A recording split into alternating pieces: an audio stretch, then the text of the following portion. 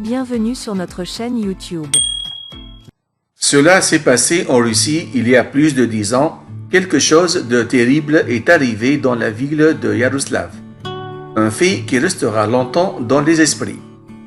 Un jour, un homme a entendu un bébé pleurer dans une maison voisine. Et sans y prêter grande attention, il vaquait à ses occupations. Après quelques jours passés, il a remarqué que le bébé continuait à pleurer inconsolablement, même s'il n'y avait aucun signe de vie dans la maison, et il n'y avait jamais de lumières allumées. Les voisins ont commencé à s'inquiéter et ont appelé la police. Quand les policiers sont entrés dans la maison, elle était abandonnée et vide. Les gens qui avaient vécu auparavant avaient pris toutes leurs affaires, ont nettoyé la maison et ont disparu. La seule chose qui restait dans la maison était leur propre petit bébé. C'était une petite fille d'1 an. Et elle a été retrouvée sur un sol sale et froid. Elle était restée toute seule pendant plusieurs jours. Les autorités ont enquêté plus profondément et ont découvert que le bébé s'appelle Lisa. Bien que ses parents étaient introuvables et que personne ne savait où ils étaient.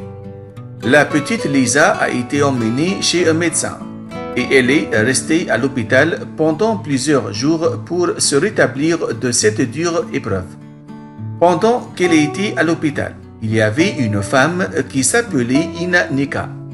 Elle était là pour s'occuper de son fils malade et elle était jour et nuit près de lui. Un jour, Ina a entendu un cri d'enfant dans la chambre d'hôpital d'à côté. Préoccupée, elle regarda à l'intérieur de la pièce pour voir ce qui se passait. La petite Lisa était dans la pièce et Ina sentit directement une attirance maternelle envers cette petite fille.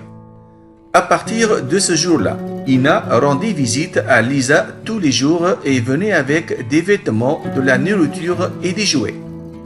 Mais un jour, en allant rendre visite à Lisa, Ina ne l'a pas trouvée. Elle a su que Lisa se portait mieux, alors on l'a sortie de l'hôpital et placée dans un orphelinat. Ina ne se sentait bien. La petite Lisa lui manquait. Elle voulait tellement la retrouver à tel point qu'elle avait pris la décision de la chercher. Quand elle l'a retrouvée, elle a su à ce moment qu'elle voulait la garder toujours auprès d'elle. Elle a décidé alors de commencer le processus d'adoption. Ensuite, Lisa a été autorisée à vivre avec Ina et sa famille. Ina était plus déterminée que jamais à donner à cette petite fille la tendresse et l'amour dont elle a toujours eu besoin. Lisa avait la peau foncée contrairement à ses frères et sœurs, et elle se voyait différente d'eux, ce qui n'était pas facile au début.